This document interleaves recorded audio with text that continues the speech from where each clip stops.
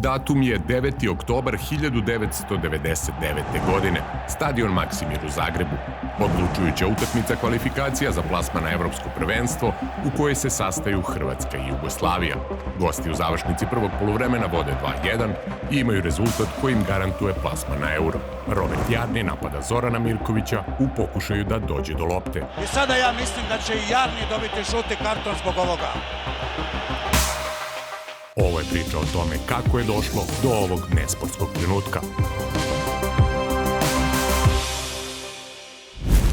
12 godina ranije mlada reprezentacija Jugoslavije postala je prvak sveta za uzrast do 20 godina na šampionatu održanom u Čileu. Plavi su na putu ka finalu ostvarili svih 5 pobjeda, a prva titula svetskog šampiona u istoriji jugoslovenskog fudbala osvojena je trijumfom nad zapadnom Nemačkom posle boljeg izvođenja 11-teraca. Strelac odlučujućeg pogotka bio je Zvonimir Boban. Tu su se našli i buduće zvezde evropskog i svetskog fudbala Robert Jarni, Robert Prosinečki, Davor Šuker i Predrag Mijatović, a mnogi od tadašnjih saigrača naći će se 12 godina kasnije na suprotstavljenim stranama. Svetsko prvenstvo u Italiji 1990. bilo je poslednje veliko takmičenje na kojem je nastupila seniorska reprezentacija socijalističke Jugoslavije. Uspeli su plavi da izbore plasman u četvrtfinale, gdje ih je čekao u tom trenutku aktuelni prvak sveta, selekcija Argentine sa Diego Maradonom u timu.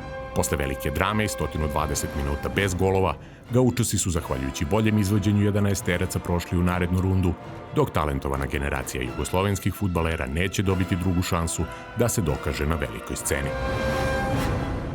Usledile su godine sankcija zbog kojih je selekcija Savezne Republike Jugoslavije propustila evropske šampionate 92. i 96. kao i mundijal u Sjedinjenim Američkim Državama 94. godine. Povratak na međunarodnu scenu dogodio se na svetskom prvenstvu u Francuskoj, a priču o tom turniru možete pronaći na našem kanalu. Debi na velikim takmičenjima Hrvatska je imala u Engleskoj na Euru, gde je eliminisana u četvrtfinalu od Nemačke. 2 godine kasnije tim selektora Miroslava Ćire Blaževića iznenadio je planetu sjajnim igrama na svetskom prvenstvu u Francuskoj. Bili su Hrvati na domak plasmana u veliko finale, ali ih je Lilijan Thuram sa 2 gola u polufinalu zaustavio i odveo domaćina u meč za titulu. Ipak, Hrvatska je u utakmici za 3. mesto savladala Holandiju i tako osvojila bronzu na svom debitantskom nastupu na svetskim šampionatima. Nekada 2 bratske republike našle su se u istoj grupi u kvalifikacijama za naredni šampionat Evrope koji se 2000. godine održavao u Belgiji i Holandiji. Grupu 8 činile su još i selekcije Republike Irske, Makedonije i Malte. Posle neuspeha u Francuskoj, Slobodana Santrača nasledio je Milan Živadinović na mestu selektora, ali se nije dugo zadržao. Posle nepunih godinu dana i svega 6 utakmica, ponovo je došlo do promene na klupi i šansu je dobio Vujadin Boškov. Jugoslavija je kvalifikacije započela sa 3 rutinske pobede i sa maksimalnih 9 bodova čekala je Hrvatsku u Beogradu u prvom međusobnom susretu nakon rata. Trećeplasirani tim sa prethodnog mundijala loše je započeo novi kvalifikacioni ciklus, pošto je na startu poražen u Dublinu. Usledile su 2 pobede nad Maltom i Makedonijom, ali zatim još jedan kiks i remi u Skoplju, pa je Hrvatska doputovala u Beograd znajući da nema pravo na novi neuspeh. Konačno, 18. avgusta 1999. na stadionu Crvene zvezde, pred gotovo 50.000 navijača, Jugoslavija i Hrvatska odigrale su prvi takmičarski meč posle raspada zajedničke države. Već na startu Peđa Mijatović pogodio je stativu. Vratnica! Kakav skok, kakva nepažnja! A nedugo zatim na drugoj strani Davor Šuker takođe pogađa okvir gola. Šuker je tu i vratnica, 1:1 vratnicama. Na početku drugog poluvremena nestala je struja na stadionu i meč je nastavljen tek posle 40-minutnog prekida. I evo sada prekida koji je neizvjesno koliko će potrajati i prema tome sada jasno igra će se nastavak. Istorijska utakmica završena je remijem bez golova, što je više odgovaralo timu sačinjenom od igrača iz Srbije i Crne Gore.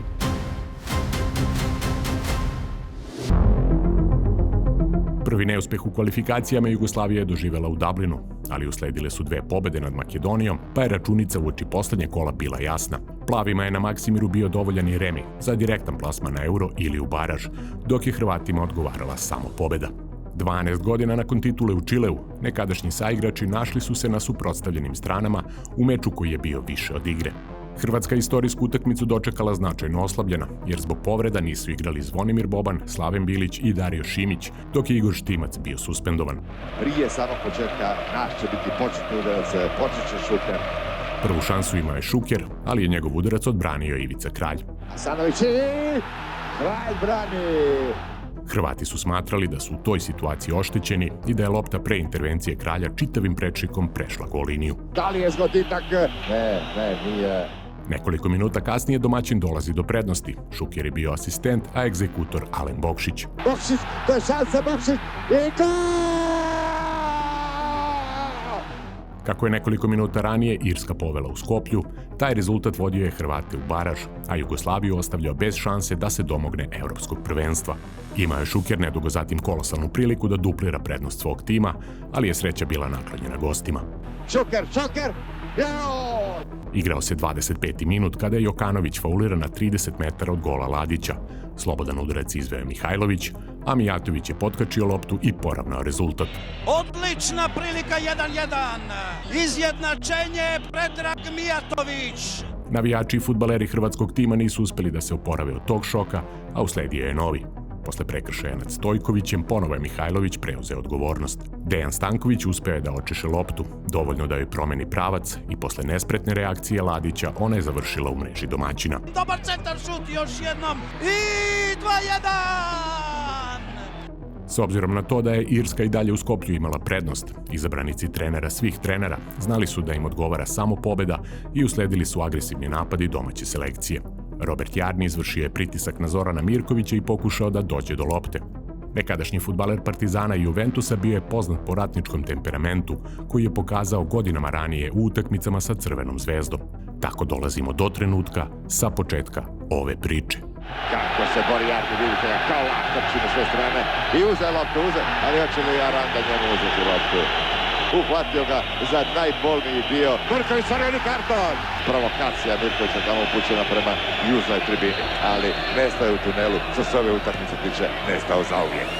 Izabranici Bujadina Boškova imali su gol prednosti, ali i igrača manje i bilo je jasno da ih u nastavku duela očekuje pakao. Hrvati su preko Stanića na početku drugog poluvremena stigli do rezultatskog egala. Bokšić i pogodak! Konačno se izvukao Stanica u nekoprenosu! Jugoslavija je do kraja utakmice izdržala sve napade protivnika i osvojila bod. I hoće li neko gurnuti? Neće. Istovremeno, Makedonci su u Skoplju u sudijskoj nadoknadi dali gol za remi sa Ircima, što je značilo da plavi idu direktno na evropsko prvenstvo. Nema više vremena, 2-2 kraj, Jugoslavija je na evropskom prvenstvu u Belgiji i Holandiji, 2-2 svaka čast momci.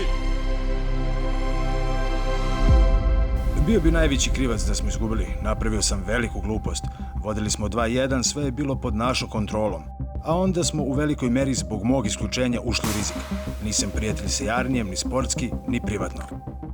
Istorijska noć u Zagrebu označila i kraj za bronzanu generaciju hrvatskih fudbalera.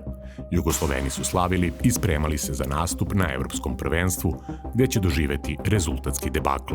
Ali to je tema za neku drugu priču i neku drugu priliku. Sve je opet smešana, ko da kad smo se sreli. Ako vam se dopao ovaj video, kliknite like, share i subscribe. Hvala vam!